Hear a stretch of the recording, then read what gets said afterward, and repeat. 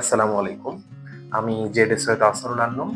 আমি ৩৮তম বিসিএস তথ্য ক্যাডারের একজন সদস্য এবং এর আগে আমি ৩৬তম বিসিএস নন ক্যাডার থেকে ডেপুটি জেলার হিসেবে ফরিদপুর জেলা কারাগারে কর্মরত ছিলাম এবং ৩৭তম বিসিএস নন ক্যাডার থেকে কর পরিদর্শক হিসাবে রংপুর কর কমিশনারের কার্যালয়ে কর্মরত ছিলাম। আমি আপনাদের সামনে এসেছি আমার ব্যক্তিগত অভিজ্ঞতা এবং বিসিএস ক্যাডার হওয়ার পিছনে আমার কি বিষয়গুলো কাজ করেছে, কি বিষয়গুলোর কারণে আমি আজকে আপনাদের সামনে দাঁড়িয়েছি, কি বিষয়গুলো নিয়ে আমি কাজ করতে চাই, কি বিষয়গুলো নিয়ে আসলে আপনাদের সামনে কথা বলবো। এরকম অনেক কিছু বিষয় আছে। অনেক বিষয় আছে যে বিষয়গুলো নিয়ে আপনাদের সাথে শেয়ার করব।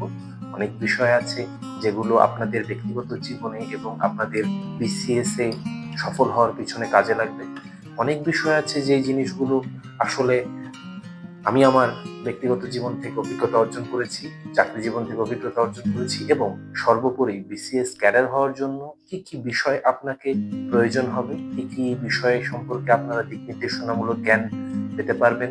এছাড়াও অনেক কোচিং সেন্টার আছে, অনেক কোচিং সেন্টারে আপনারা সামগ্রিক বিষয় নিয়ে ধারণা পান বা সামগ্রিক লেকচার, সাবজেক্ট ভিত্তিক লেকচার এই বিষয়গুলো নিয়ে আপনারা কাজ করেছেন।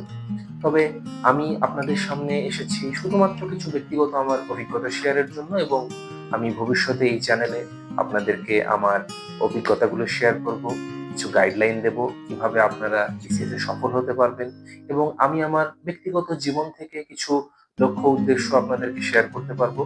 প্রত্যেকের নিজস্ব সফলতা অর্জনের পথ রয়েছে, প্রত্যেকের নিজস্ব রাস্তা রয়েছে, প্রত্যেকের নিজস্ব সফলতা অর্জনের রাস্তা রয়েছে।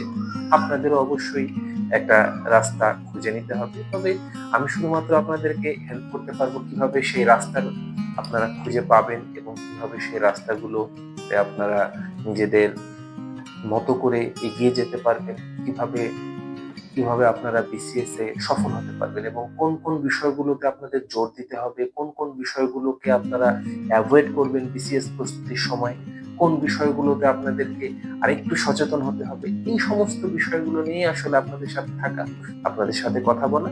ভবিষ্যতে আপনাদের সাথে এই বিষয় নিয়ে অনেক কথা হবে। দেখা হবে পরবর্তী ভিডিওতে। ধন্যবাদ।